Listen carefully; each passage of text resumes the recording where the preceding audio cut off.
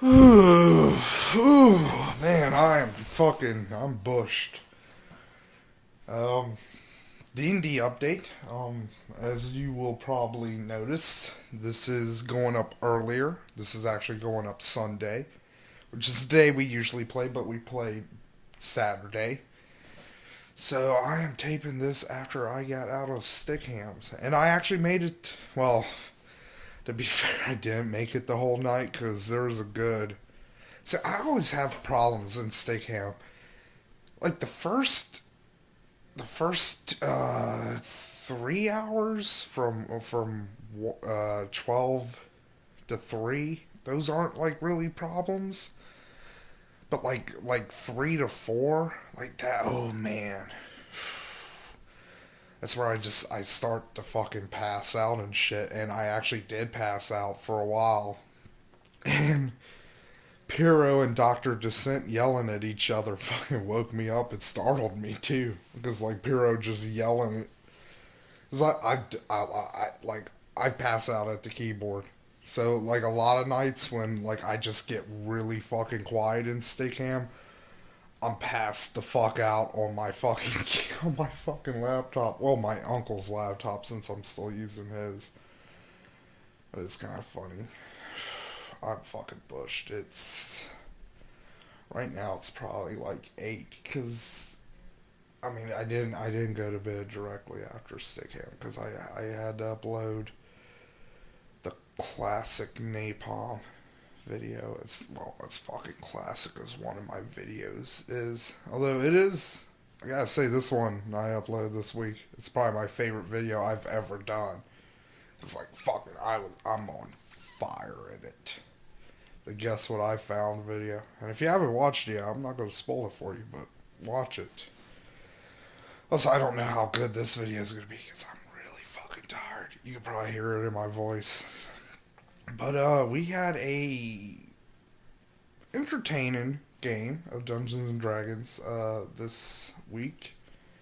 So let's get right into it. So last week we killed the Naga. And well, last week we finished with the Hornets, but this week we picked up with taking the Naga corpse back to its people, its fellow Nagas, which I wasn't looking for. Like that's never a good thing in Dungeons and Dragons to be like, oh hey, we killed one of you guys, so our bad, you know.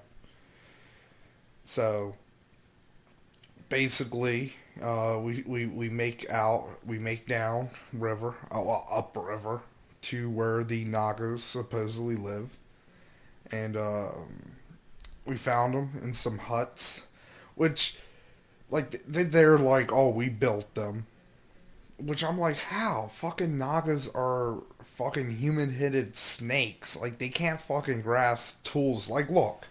There's a lot of fucking bullshit in Dungeons and Dragons. Like, you have fucking dragons flying around and shit.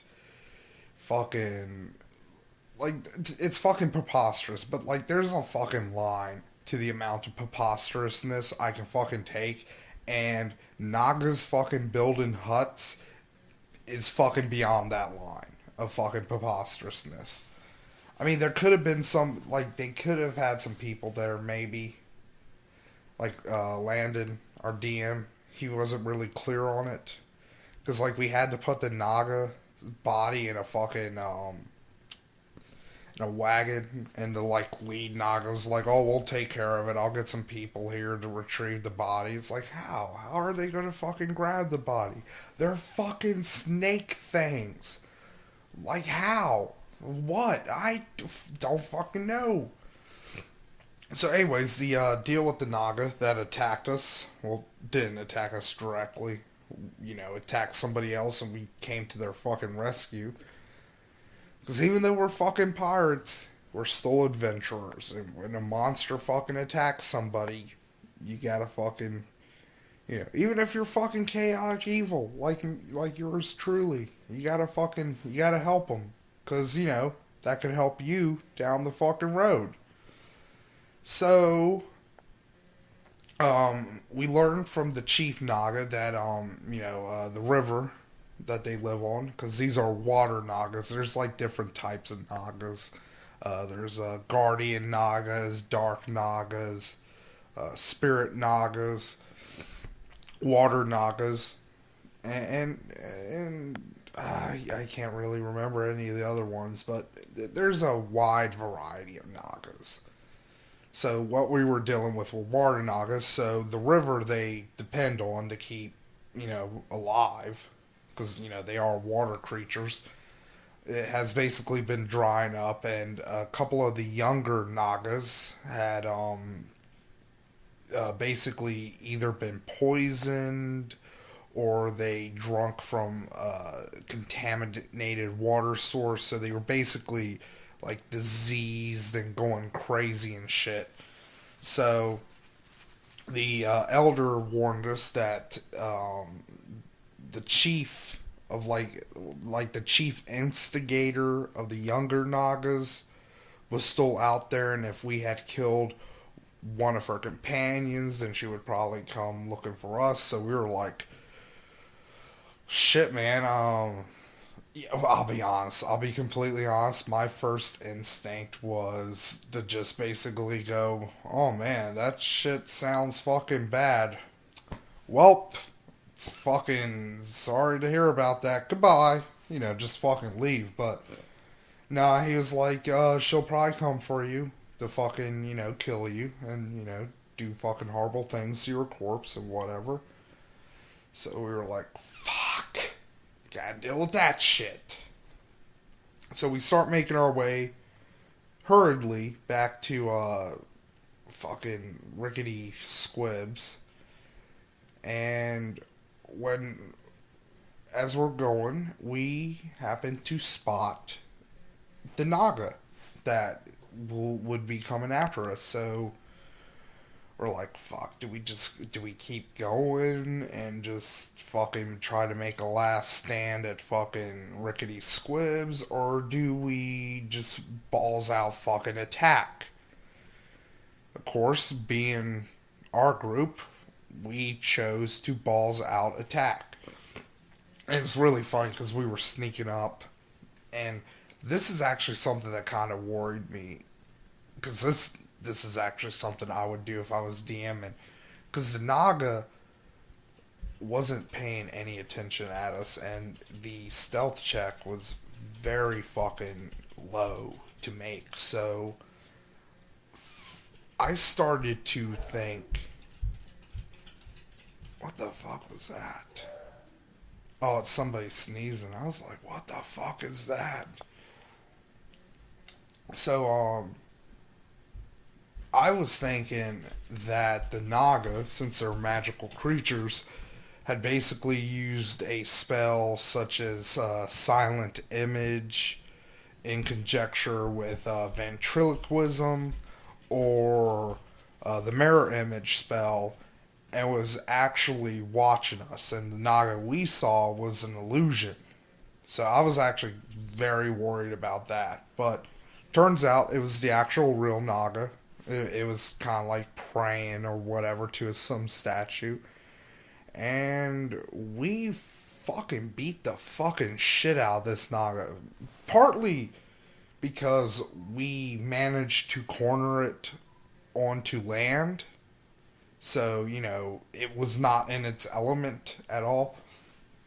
So, it managed to summon a couple of wolves. I'm guessing it was probably a druid or something. Because I don't think water Nagas automatically have summon nature's ally, which would have been the spell used to summon wolves. Because these weren't like demon wolves or fucking angel wolves. These were just plain old regular wolves. So, we hack through one of the wolves, and Fratus and Silver are just fucking laid into this fucking Naga. I mean, I know I keep saying bad things about Bumbles, but like when it comes to combat, like Bumbles fucking excels like no one fucking else. I mean, he pretty much fucking, Fratus and fucking Fratus and fucking Silver pretty much fucking took the Naga's HP down to below half in 2 hits. One hit each, respectively. So, I mean, it really never had a fucking chance on land. Now, if we found the fucker in water, it would have gave us a lot fucking harder of a challenge. Or if it managed to use invisibility, that would have been fucking that would have been made fight very much difficult. But we managed to keep the element of surprise and managed to keep um, the advantage in our favor. I think CJ got attacked by one of the wolves, but he didn't suffer any major damage. So that all things considered, it was a very successful fight, and it finally gave my character, my alchemist, who is of the vivisectionist subclass, it finally gave him a fucking chance to vivisect something. So I got to learn about a Naga's respiratory system, and I got me some nice poison glands out of the deal. So that's gonna be very fun in the near future, poisoning shit with Naga poison. So we make it back to Rickety Squibs, and just in time for the launch of our newly christened ship, the Howl of the Sea. So, we finally get on the ocean. We finally, we start sailing around. First fucking night, no joke. We lost 2 sailors. We basically put 2 dudes on watch at night because we weren't gonna do any sailing at night because we were pretty severely undercrewed, and sailing at night is harder. So pretty much we were sticking close to the coastline so we could weigh anchor at night and pretty much just put a watch on deck. Well, we wake up and we see a lot of blood and some wet footprints. Thankfully, I have knowledge of nature, so I was able to discern that these were we had a whole fucking thing about how to fucking pronounce these things. Basically, they're shark people. They're basically shark people. So, either 1 or 2 of these fuckers climbed up on ship during the night and took 2 of our sailors. I mean, it kind of worked out for us because they were both hostile people. They were both people who started off as hostile. So I was like, well, that's 2 less fucking hostile people on our crew we have to fucking worry about. So, there's that. But I mean, that didn't fucking help us really at all. So we decided best course of action would probably try to find a port and recruit some new crew members so we could actually, because as it stands right now, like if we got into ship to ship combat, even if it was something like a fishing boat, like a small fishing boat, we would be fucked. Because if you don't have the optimal crew, when you get into stuff like ship to ship combat, you suffer a lot of penalties. And ship to ship combat already is fucking tricky to pull off because you're piloting 2 fucking huge things and a constantly fucking churning sea. So it's difficult. So we want to fucking stack the deck in our favor as much as possible. So by process of elimination, we choose to go to Blood Cove because there's basically 3 main ports in the Shackles. There's more, but there's like 3 big ones. There's the capital, Port Peril. There's Quint, which is probably technically the best of the three because it's run by one of the goody two shoe pirates. So that one you probably don't have to worry too much about being butt fucked.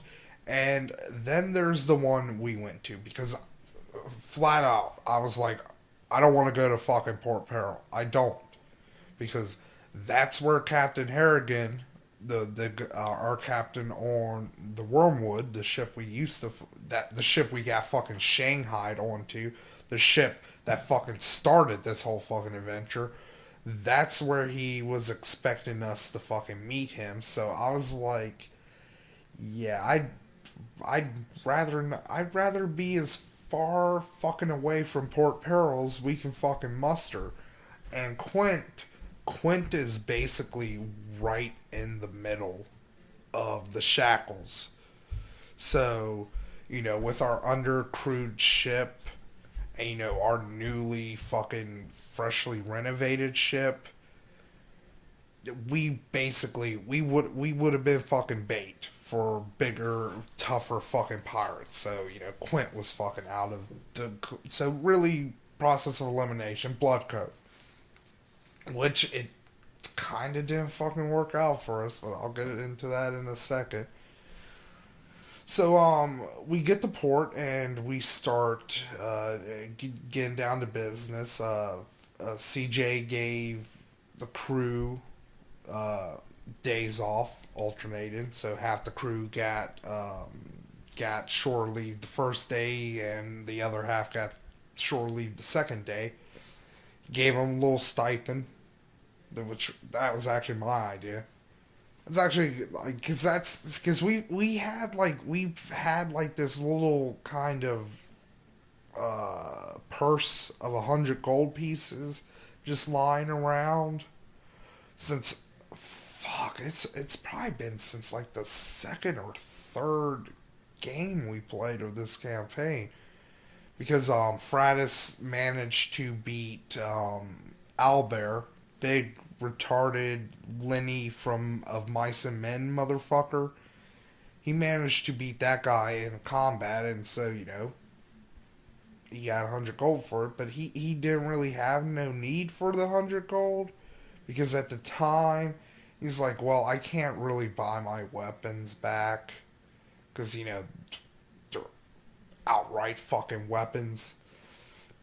So he gave them to CJ instead, in maybe hoping that CJ would be able to leverage the 100 gold pieces to get his weapons back. Because I think he had like a rapier and a whip, which those aren't too bad. Like when like Fratis has like a big honking fucking hammer and like a dangerously fucking bladed shield. Like, yeah, he wouldn't got those back. But like before CJ managed to get a chance to spend that gold on getting his weapons and equipment back, we got into the raid that eventually got, where we got our ship. So, once we finished, raiding that ship, we did such a good job. The captain was like, okay, you've proven yourself. You get your equipment back. So, it's pretty cool. So we've had this 100 gold. So I was like, we should probably use that as like, kind of like a down payment on our crew. So we gave everybody 5 gold pieces so they could, eat and drink and fuck and. And this is something we this is a theme for the rest of this is 1 gold piece is a fucking lot. In Dungeons and Dragons and Pathfinder by extension, there's a skill called Profession, which is basically, your how good you are at a specific job to earn income. And the average income is something, I think it's like 10 silver pieces. Like if you're really, really, really good with your profession, you can maybe get like 1d6 gold pieces for it. But like gold is basically like $50 bills or $100 bills. It's just fucking, you whip out fucking some gold coins, you're the man. So, and this is where this comes in. So, Fratus accompanied CJ, who's our captain, to one of the taverns at Blood Cove, trying to recruit some people. Lo and behold, there's a familiar face there. One of the crew from the Wormwood who had not joined us on the Man's Promise, which is now the Howl of the Sea. Gifford Tibbs was there. And goddamn, I was just like, fuck! Just, oh man, like seriously, I went into this whole fucking spiel about why going to Port Peril would be a foolishly suicidal fucking option. And here we are, fucking the Wormwoods, fucking in Blood Cove. Fucking great. So, Fratus decides to go down to the, oh fuck, I can't remember. Like the person who's in charge of the dock. For some reason, I want to call him the dock hag from, like, fucking the misadventures of Flapjack, but basically the dock manager. So, he goes to the dock manager's office, and he meets with, like, their assistant, and he gives their assistant 100 gold pieces, and it's like, tell me if this ship has been here. And 100 gold pieces is like, CJ figured it out by looking at the shit. 100 gold pieces is like 2.5 years worth of profession checks for the average NPC in Pathfinder. So Frash just fucking gives this motherfucker 2 years worth of salary, and like this guy's just like, I'll tell you whatever the fuck you want. Like, yeah, this dude's fucking here. I can find him for you. Fucking, here you go. Like, see, that guy was just fucking smoking. You think that's fucking bad? Wait until you hear what I fucking did. So, basically, with dude in Blood Cove, somebody had to go and spy on him. Since we don't have a rogue proper, it kind of fell down between either me or CJ, since CJ's a bard, and bards are very roguelike, and me as an alchemist, alchemists are very roguelike as well. And obviously, we didn't want to risk the life of our captain, so fucking me. Yay! So I go to the bar and I'm like, fuck it, I'm gonna pull a Fratus. So I go up to the bartender and I'm like, here's 100 gold pieces. I need that motherfucker out back. I'm gonna go out back and wait for you. So, like a minute passes, 5 minutes, 10, 15, 20, an hour fucking passes and nobody's coming out back. And I'm just like, God, fucking, that's when the chaotic evil fucking kicked in. I was about to fucking kick the back door open and just hurl a flask of fucking alchemist fire right into the fucking bar and burn it to the fucking cocksucking fucking ground. Because I was like, you know what? I know a way to get this motherfucker out of the bar real fucking easy. And I kind of wish I did it. I kind of do. I kind of wish I know the people who play with me are just good, like, they're gonna dread hearing me say that, but like, god damn it, if I get another chance to do something like that, I'm gonna just take it. I'm gonna be like, you know what, fuck you. Chaotic evil, bitches. This is what I do. It doesn't have to fucking make rhyme or fucking reason. Chaotic evil. So, finally, I'm just like, you know what? Fuck it. So, I just go in there, go up to the motherfucker, and just start getting him fucking drunk. I'm like, just fucking another round for my fucking friend here. So I'm talking to him, and from what I learned from him is basically Captain Harrigan, after losing the man's promise and Scourge and Plugs, was very fucking pissed. Very fucking pissed. So he beat this dude fucking senseless, and he just abandoned him in Blood Cove.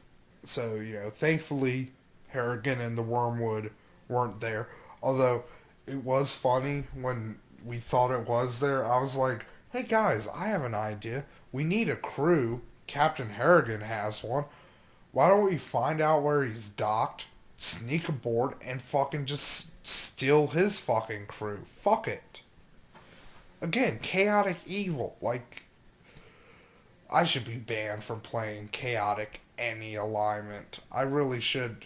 Because I take that shit to its natural fucking extension every fucking time. I'm just like, fuck it, it's chaotic. There doesn't need to be a rhyme or fucking reason to this shit. So, I managed to get the guy back to the ship because he's like, oh, he's all drunk and depressed and shit. He's like, I need a job. I need to get back on a ship. I need a job. And I'm like, well, how fortuitous for you. I happen to have a ship which is severely undercrewed, and I could use a man of your caliber. So, managed to whisk him back up onto the ship. So, we've replaced one of the guys we lost, which, we're still like a negative fucking. I think. Let me see. Okay, we got 4 riggers. We got 5 swabs now. So 9. I'm not gonna count the officers. So we're still like 11 in the hole.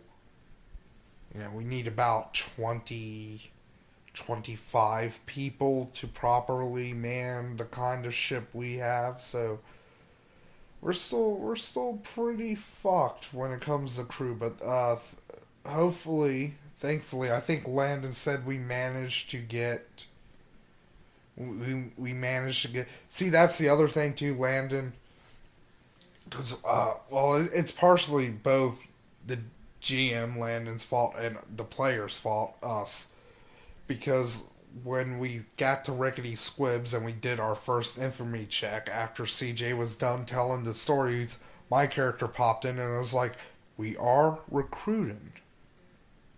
So, we did go on record as saying we were recruiting people, but yesterday we didn't say it at any point in the game, so Landon kind of is cutting us a little break, so he's probably going to give us a little couple of extra people than what we would normally get. So that'll work. That'll be pretty good. Cause that's the thing. I don't want to fucking. Cause this game, kind of like Kingmaker, is a very sandbox game. Probably even more so than Kingmaker. Because with Kingmaker, you were really just kind of like trying to think of the word. That's why That's why I should just do these fucking things in the afternoon after I'm done playing. Because it's just so hard to fucking think when you're so fucking tired. I just completely lost my fucking train of thought. Oh yeah, you're confined. You're in Kingmaker, you're confined to one geographical region. I mean, to be fair, in Skull and fucking this game, you are too, but it's a much larger and broadly diverse region than, because basically in Kingmaker, you were basically confined to not even like a kingdom, like a territory. Like this, you're pretty much you got the entirety of the Shackles, which is basically one kingdom. Then you have the Mwangi Expanse, which I talked about that before. It's basically South America, Africa, very jungly fucking area. So, technically that's not a country, but it's as big as most fucking countries are on the world of Galeria, on the world where the Pathfinder games take place, the Pathfinder campaign settings. And you have I can't pronounce the other one, but it's basically like it was once a colony for another kingdom, but then they broke away and they are using like the Shackle pirates as a buffer, as basically a de facto military.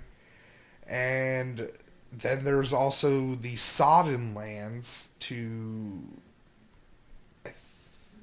to the north of the Shackles, which in theory I think we could probably venture up around there for a bit. And it's pretty fucking large areas. So the sandbox element is probably going to be much more important in this campaign than it was in Kingmaker. Because in Kingmaker, you kind of like, yeah, you could tackle shit in any order you wanted to, but like that's the thing. Like everything was like in one fucking area. Like the fucking shit.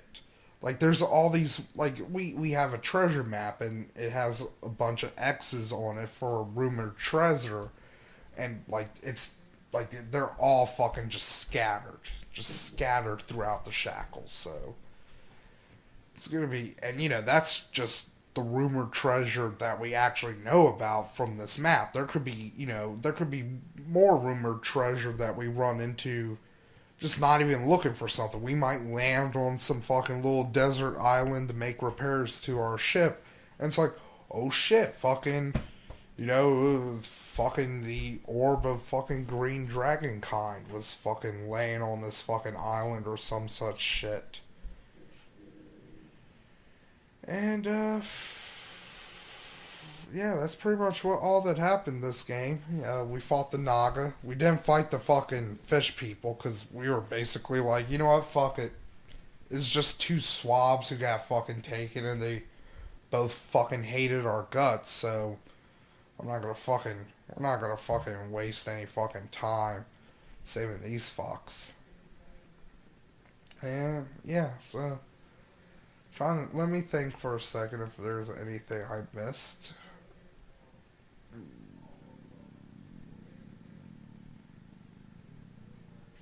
Nope. Nope. Yeah, I pretty much covered everything. I mean, we bought some stuff. I mean, that's kind of, whatever. I mean, you probably don't want to hear me talk about fake fucking items and shit. Did find a bit of magical treasure, though. It's kind of cool. Found Silver Bumbles managed to find a very nice sword, and Fratus found a magical dagger that can duplicate itself. Which, that'll probably be very useful, especially when he gets multiple attacks, because he can just keep, like, duplicating one dagger and just keep fucking throwing it. So that could be very useful. But yeah, that's pretty much it. I gotta figure out a better way to fucking end these videos. Again, I guess that just goes back to me, like, I should not do these laying down, but, like, fuck you. I'm tired and I need to fucking talk about this shit because once I fucking go to sleep, I'm gonna fucking forget shit, so I gotta do it. I should have did it this afternoon, but my nephew was here and he really wanted to play fucking video games, and I know he fucking beat me in Marvel vs. Capcom 3, but like seriously though, that's the only game he's fucking any good at, and he's fucking bored of it. So, he's a fucking savant when it comes to that, but when it comes to like fucking shit like Super Mario Brothers, Like, that's what I should have fucking did. Instead of fucking copping an attitude with him when he fucking did better than I did at Marvel vs. Capcom 3, I should have just fucking popped Super Mario Brothers up and been like, here, fucking asshole, play this shit. There you go. Yeah, fucking, I can fucking do this shit. I'm better than you. I'm better than a 4-year-old. God, I'm so fucking petty. Anyways, fucking, that's a fucking discussion for another video. Cause I'm about to fucking pass out. I'm actually surprised I didn't pass out for this. I've done that before. There's been at least 2 or 3 fucking D&D recaps that you've never fucking seen because I fucking passed out doing them. Which I'm gonna fucking do right now.